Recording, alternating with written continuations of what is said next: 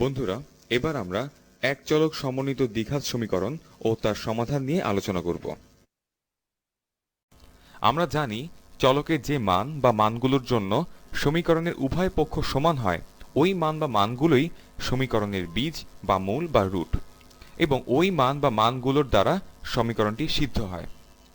সমীকরণের মূলগুলো মূলদ সংখ্যা হলে A X square plus B X plus C equal to 0 সমীকরণের অর্থাৎ দ্বিঘাত সমীকরণের বামপক্ষকে উৎপাদকে বিশ্লেষণ করে সহজেই তার সমাধান করা যায়। কিন্তু সব রাশিমালাকে সহজে উৎপাদকে বিশ্লেষণ করা যায় না।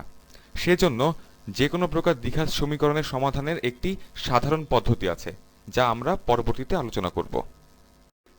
এক চলক সমন্বিত দ্বিঘাত সমীকরণের আদর্শ রূপ A X square plus B X plus C equal to 0।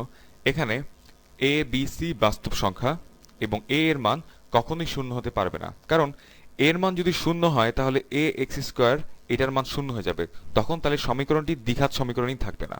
তাই দ্বিঘাত সমীকরণের আদর্শ রূপ হবে A X square plus B X plus C equal to 0, যেখানে এ বি সি হতে হবে বাস্তব সংখ্যা এবং এর মান কখনোই শূন্য হতে পারবে না। এখন দ্বিঘাত সমীকরণটি সমাধান করার জন্য প্রথমে আমরা সমীকরণটি লিখলাম A X square plus B X plus C equal to 0। এখন আমরা উভয় পক্ষে এ দ্বারা গুণ করি। এ দ্বারা গুণ করার পর পরবর্তী লাইনে আমরা বাম পাশে পূর্ণবর্গ করার জন্য আমরা b by two whole square যোগ করলাম এবং b by two whole square বিয়োগ করলাম, এবং বাকি রাশিগুলোকে আমরা পূর্ণবর্গের করার জন্য সেই অনুযায়ী সাজালাম। এখন আমরা সূত্র অনুযায়ী অর্থাৎ A plus B whole square সূত্র অনুযায়ী আমরা পাচ্ছি A X plus B by two whole square, এবং যে বাকি রাশিগুলো ছিল সেগুলোকে আমরা সমীকরণের ডান পাশে নিয়ে গেলাম। তাহলে লাইনটি আসছে A X plus B by two whole square equal to B square by 4 minus AC. এখন ডান পক্ষকে আমরা লসাগু করে পাচ্ছি B square minus 4ac by 4, অর্থাৎ আমাদের এই লাইনটি হচ্ছে A X plus B by two whole square equal to B square minus 4ac by 4। এখন উভয় পক্ষে বর্গ উঠিয়ে বা বর্গমূল করে আমরা লিখতে পারি A X plus B by two equal to plus minus whole root B square minus 4ac divided by 2, বা A X equal to minus B by two plus minus whole root B square minus 4ac divided by 2।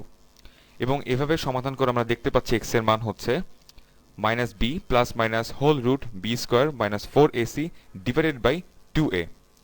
অতএব x এর দুটি মান পাওয়া গেল, অর্থাৎ প্লাসের জন্য একটি মান পাচ্ছি এবং মাইনাসের জন্য আরেকটি মান পাচ্ছি, এবং এই মানগুলো হচ্ছে x1 equal to minus b plus whole root B square minus 4ac divided by 2a, এবং আরেকটি মান হচ্ছে x2 equal to minus b minus whole root B square minus 4ac divided by 2a। সমাধানে আলোচিত 1 নং সমীকরণে বি স্কোয়ার মাইনাস 4ac কে দ্বিঘাত সমীকরণটির নিশ্চয়ক বলে, কারণ এর দ্বারা সমীকরণটির মূলদ্বয়ের ধরন ও প্রকৃতি নির্ণয় করা যায়।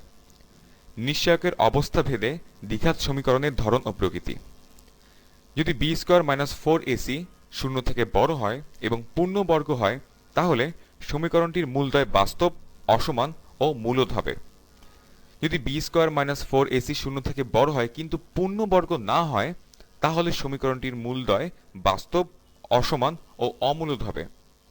আবার যদি b square minus 4ac equal to শূন্য হয়, তাহলে সমীকরণটির মূলদ্বয় বাস্তব ও পরস্পর সমান হবে, অর্থাৎ এক্ষেত্রে x equal to minus B by 2a এবং মাইনাস বি বাই 2a হবে।